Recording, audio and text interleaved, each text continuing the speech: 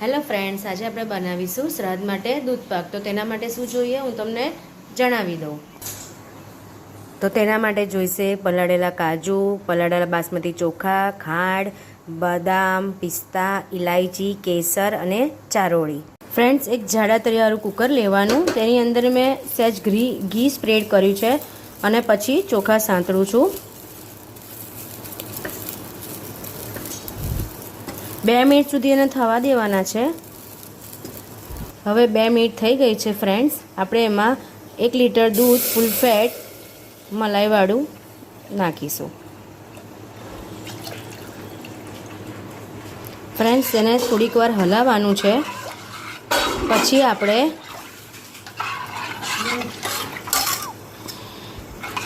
આપણે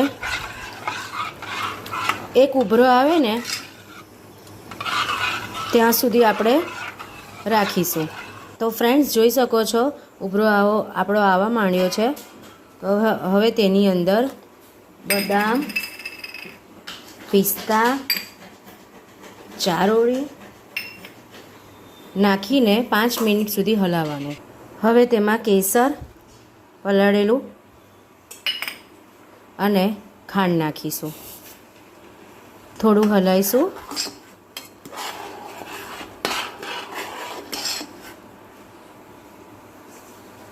જુઓ ફ્રેન્ડ્સ, હવે આપણે 3 વિસલ કુકરની કરીશું. આ છે આપણી નવી ટ્રીક પહેલી.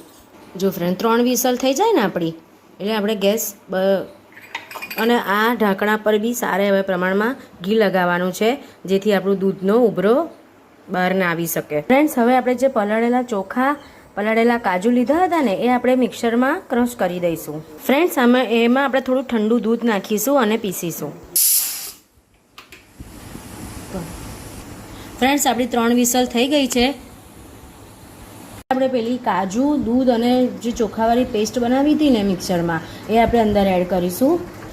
ફ્રેન્ડ્સ, આ આપણી સિક્રેટ છે, જે અંદર સિક્રેટ ટ્રીક છે, જે અંદર આપણે ઉમેરીએ આનાથી દૂધપાક ઘટ થશે અને 10 મિનિટમાં તમારો દૂધપાક રેડી થઈ જશે.